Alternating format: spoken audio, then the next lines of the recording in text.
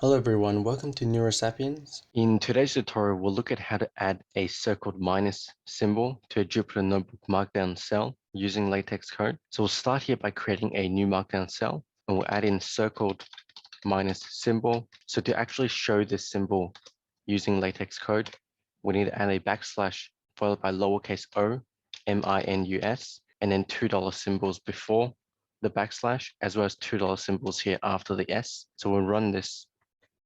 We'll now have a circled minus symbol here centered in the middle of the Markdown cell. So this is how to add a circled minus symbol to a Jupyter Notebook Markdown cell using LaTeX code. If you found this tutorial helpful, please give it a thumbs up, subscribe and click the notification bell for weekly videos.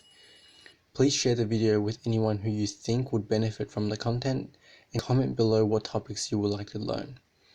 If you would like to support this channel and have the means to do so, the best way will be via my Patreon link in the description below.